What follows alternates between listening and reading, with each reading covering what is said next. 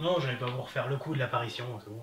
On est reparti pour l'épisode 2, donc pour rappel, ceux qui n'auraient pas vu l'épisode 1, je suis en train de reclasser mes Blu-ray, mais par ordre de préférence de films, et plus par ordre alphabétique. Et j'ai piqué l'idée au podcast Super Ciné Battle. Je vous refais le top 5 rapidement. C'est arrivé près de chez vous, le 13e guerrier, les Blues Brothers, The Breakfast Club et Aladdin, le dessin animé, pas celui avec Will Smith.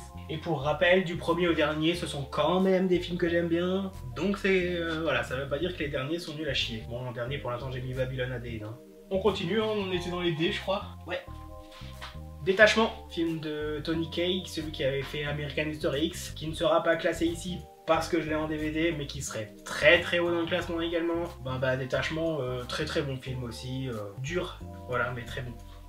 Alors ce qu'on va faire pour gagner un peu de temps, je vais en décaler plusieurs déjà en bas. Voilà, et Détachement, ça va aller entre Argo et Cloud Atlas. The Dictator de Sacha Baron Cohen. Dans la lignée des Sacha Baron Cohen, c'est drôle, c'est drôle. Ça vaut pas Borat, ça vaut pas Luigi, mais les deux ne seront pas classés car je les ai en DVD. Entre les crevettes pailletées et Blanche-Neige et le chasseur. Le dîner de con, quelqu'un a osé faire une critique dessus sur Facebook il y a pas longtemps. Et je déteste ces personnes-là. C'est la meilleure comédie française de tous les temps. Et donc ça va aller très très haut. En dessous de Birdman, au-dessus de Au revoir là-haut. Django Unchained, Tarantino. Alors il y en aura plein qui seront pas classés, hein. Certains qui seraient arrivés très très haut aussi. Ces anciens films, je les ai en DVD, donc ils seront pas classés, j'aurai que ces nouveaux. Mais bon, Django et Tarantino. Mieux que les 8 salopards à mon sens, donc ça va aller au-dessus. Juste au-dessus d'ailleurs. Dog Pound de Kim Chapiron. Mieux que La Crème de la Crème, moins bien que Shetan, mais Shetan je l'ai en DVD. Donc La Crème de la Crème, il est là, on a dit qu'il était mieux, donc on va rester cohérent. En dessous de la diamant noire, au-dessus de l'auberge espagnole.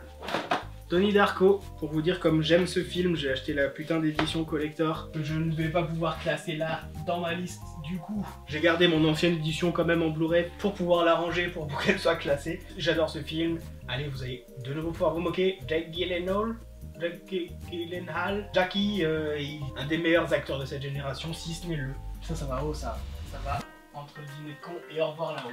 Dracula de Coppola, bien sûr. La seule version de Dracula quasiment qui est grâce à mes yeux, en tout cas depuis celui-ci et jusqu'à aujourd'hui. J'aime pas les Dracula qu'ils ont fait, donc que ce soit dans d'autres films, que ce soit dans ces films. J'aime pas les nouveaux Dracula. Petite mention quand même donc à la nouvelle série de Moffat là, qui est pas mal, mais qui pour moi finit un peu trop en queue de poisson. Le dernier quart d'heure gâche malheureusement 3 très bons épisodes, surtout le deuxième sur le bateau. Celui-là, ça va très haut. Ça va même très très haut, ça va en dessous de Donnie Darko, au-dessus d'Au revoir là-haut. Encore une fois, je vais déroger à la règle, j'avais dit que je classais pas les séries. Dragon 1, 2, 3 de DreamWorks. C'est le seul taf de DreamWorks, à mon sens, qui arrive à la cheville des Pixar et qui en dépasse même pas mal. Ça vaut le coup pour les gosses comme pour les grands. Dragon, ça va aller où ça, Dragon? Entre le dernier train pour Budan et les Spider-Man.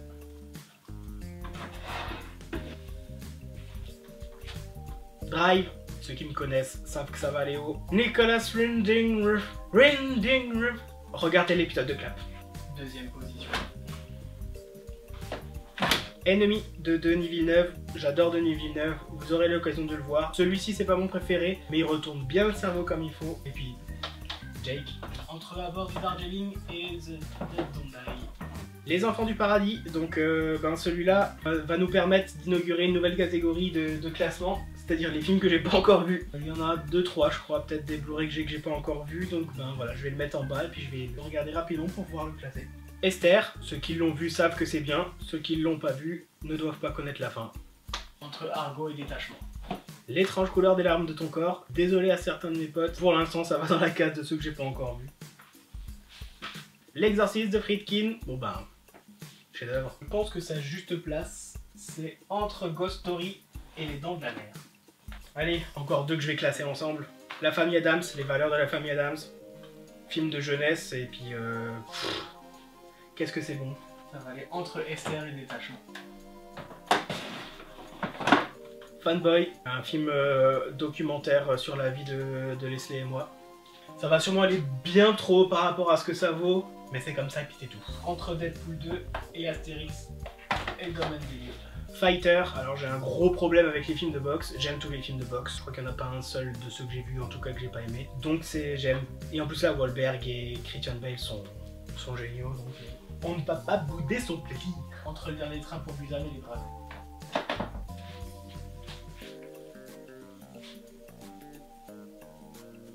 Ouais, j'aime David Fincher, j'aime Edward Norton, j'aime Brad Pitt, j'aime Fight Club.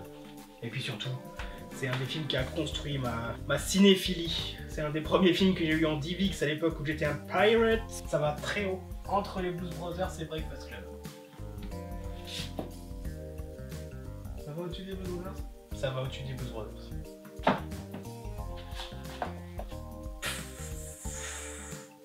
Les Fils de l'Homme, Quaron. Pareil, hein, quasiment que des bombes. Celui-ci, c'est la plus puissante de toutes. À voir absolument. Ça va juste après Breakfast Club. Ça pourrait presque aller plus haut. Final Fantasy VII Advent Children Complete. Ça sert à rien, j'en parle trop. Faut aimer FF7. Si vous aimez pas Final Fantasy, si vous n'aimez pas les jeux vidéo, vous n'aimerez pas. Si vous aimez Final Fantasy, si vous aimez les jeux vidéo, c'est pas sûr que vous aimerez. Mais moi, je suis un putain de fanboy. Je vous ai dit tout à l'heure par rapport au documentaire, donc ça va. Sachant raison garder. Juste après des mineurs. J'ai été sage. First Man de Damien Chazelle. J'aime beaucoup Damien Chazelle aussi. Je vous ai dit que j'aimais Ryan Gosling. J'aime Ryan Gosling. J'aime les voyages dans l'espace. J'aime les fusées. J'aime la lune. J'aime First Man. Et entre Ghost Story et L'Exorciste. Les gamins, donc je sais que tout ce qui va être comédie française, je vais me mettre des gens à dos, je m'en bats les couilles. Il y en a une après qui va bien vous faire plus bondir que celle-ci, mais j'assume. Allez, juste au-dessus de Final Fantasy, Advent Children. Guillaume et les garçons à table, cœur sur Guillaume Gallienne, cœur sur ce film. Ça va haut ça. Je dis pas un peu trop, ça va haut, mais il est entre First Man et L'Exorciste. Ah, je vous avais prévenu, hein, celui-là. Grave de Julien Ducournau. Découvert pendant le festival du film fantastique de Strasbourg, une tuerie, un film sur les cannibales, et c'est bien. Entre Dragon et Spider-Man. Je trouve ça drôle de dire que Grave va entre Dragon et Spider-Man. Les Gremlins, film de mon enfance dédicacé par Joe Dante pendant le festival du film fantastique de Strasbourg. Celui-là il va avoir une place un peu particulière, c'est-à-dire qu'il va pas être classé là, mais il faut qu'on voit ma signature, donc il sera comme avant. Il sera comme ça. Call of the Dead, j'aime pas le foot, mais j'aime bien la balle noire, et j'aime bien les zombies, et j'aime bien quand c'est rigolo, et là il y a les trois. Par contre on va sachez raison garder aussi, ça je vais descendre un peu en attendant. Là. Entre Dictator et Blanche Neige et le Chasseur. Gone Girl, Ben Affleck, David Fincher, blablabla, c'est trop bien, regardez-le. C'est trop bien, et c'est trop bien, juste en dessous de Fighter, c'est trop bien. Qui n'a pas vu l'agonie n'a pas eu d'enfance. Ça monte ça. Oh, ça monte ça. Oh putain ça monte. Au-dessus d'un bras là-haut. Ah ouais ça monte. Le grand bain. Bah écoutez, il y a Benoît Poulvord. Non mais putain de film sur la dépression.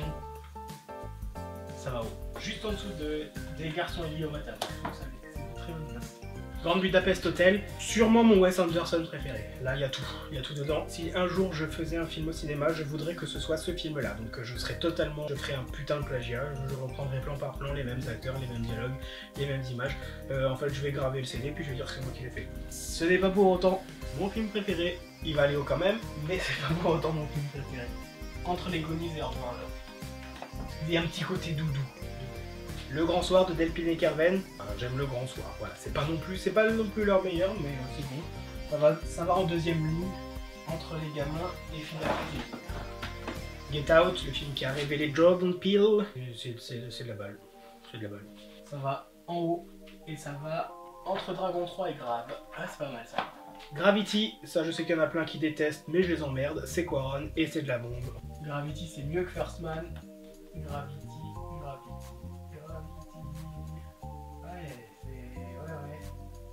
Ouais, Gravity, c'est entre le Grand Budapest Hotel et Au revoir là-haut. Eh ouais. On va y avoir battle après. Happiness Therapy, mignon, un bon moment. Tiens, ça va bien avec je vois Argo là, ça va bien avec. Je le mettrai même un tout petit peu avant parce que c'est un peu feel good, c'est bien, c'est sympa.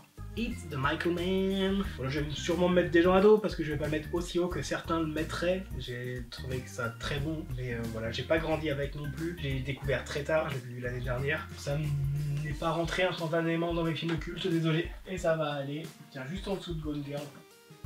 Ah, c'est pas mal ça, c'est pas mal. Her de Spike Jonze, Joaquin Phoenix. Une histoire qui m'a énormément touché entre le grand bain et First Man. Hérédité, c'est rare les films d'horreur récents qui font de l'effet et qui sont bien, et celui-là fait de l'effet et il est bien. Eh ouais. entre le cercle des bois disparus et la cabane en bois. Et on va en descendre quelques-uns.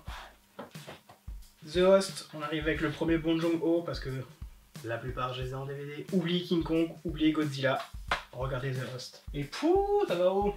Ça va haut, ça va haut, ça va haut, ça va entre Gravity et Grand Budapest Hotel.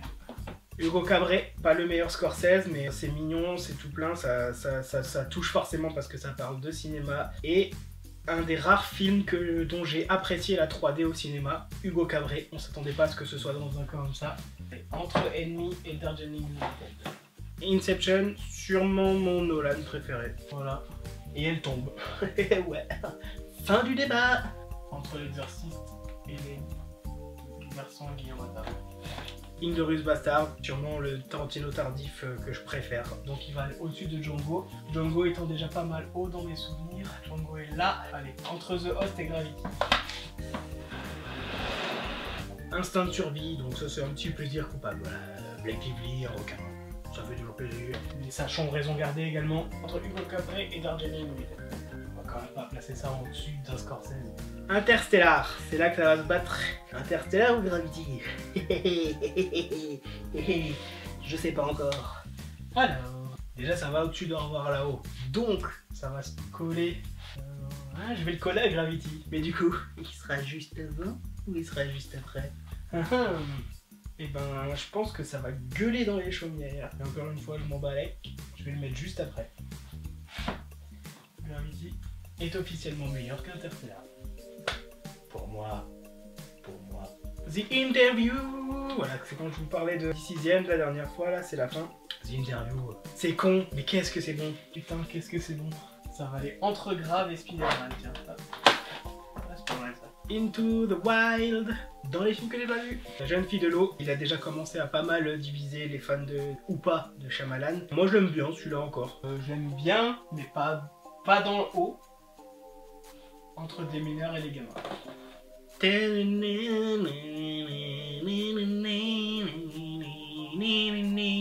Ça va en haut. Ça va en haut, ça va en haut, ça va en haut. Oh, oh, oh, oh, oh, oh, oh, oh, oh, oh. Entre Dracula et l'égoïsme.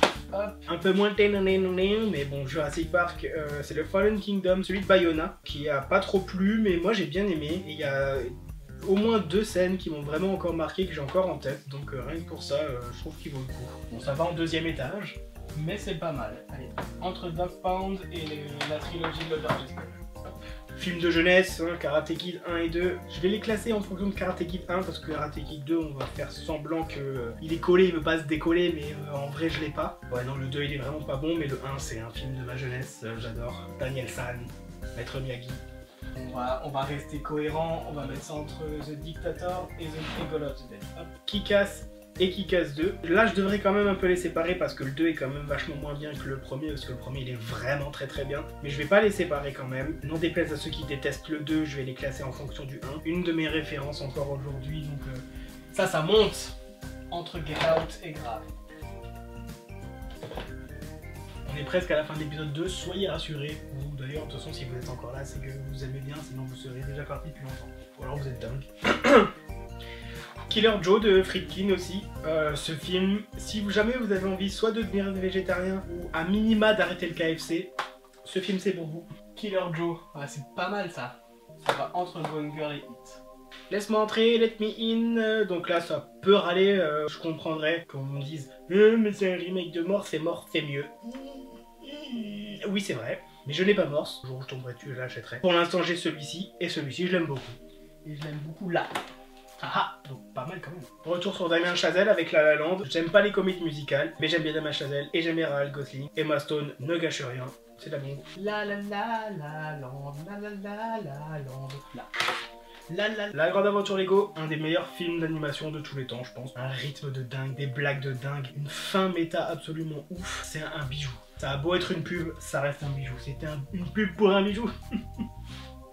Mais ça va haut ça, entre Gonger et Killer Joe.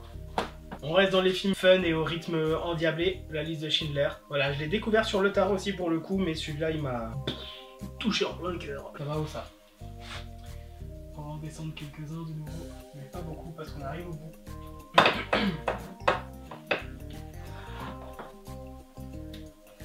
Entre les dents de la mer et l'exorciste. Tiens, c'est pas mal ça. On garde une certaine cohérence. Les lois de l'attraction, c'est ça aussi, c'est un bijou ça. Un bijou. Les lois de l'attraction entre Get Out et Kick-Ass. Lost River, j'aime Ryan Gosling, premier film à la réalisation. C'est sympa, voilà, sans plus, mais c'est sympa. Et ça va en bas bien quand même, hein. Entre les gamins et le grand soir. On est comment au niveau des places là? Allez, dernier. Ouh, dernier film de cet épisode 2 et pas des moindres, Mademoiselle, par Chan-wook, avec Bong Joon-ho. J'ai vraiment du mal à les séparer, mais je pense quand même que Park Chan-wook reste mon réalisateur préféré des deux, parce que c'est avec lui que j'ai découvert le cinéma coréen et un film qui va arriver par la suite, donc je vais pas vous en parler trop longtemps. Mademoiselle, c'est un chef-d'œuvre, c'est peut-être son meilleur film. Pas celui que je préfère, mais son meilleur, son plus abouti. Très magnifique, magnifique. Mademoiselle, ça monte, ça monte. Entre Grande Ville d'Appel d'Hôtel et The Host. Tiens. Oh, j'ai la place dans le camp. Allez, bon encore. Bon, bah dernier film, mais pas des moindres. Mad Max Fury Road, ou comment, à 70 ans, George Miller donne une leçon à tous ces petits genoux d'Hollywood de comment faire un film d'action. Et ça monte, ça monte, ça va en haut, ça va en haut, ça va en haut, ça va entre Interstellar et au revoir là-haut. Voilà, on a les deux premières lignes qui sont pleines. Le top 5 il a pas bougé je crois. Le top 5 c'est arrivé près de chez vous. Drive, Le 13e guerrier, Fight Club, The Blues Brothers. Allez on va jusqu'à 10. Breakfast Club, Les Fils de l'Homme, Aladdin, Black Swan et Birdman. C'est un bon petit top 10 ça. Ouais, Black Swan il est peut-être un peu haut hein. Bon allez, il reste encore au minimum 2 épisodes, donc soyez courageux et comme dirait Balladur, je vous demande de vous abonner. Je vous demande de vous abonner.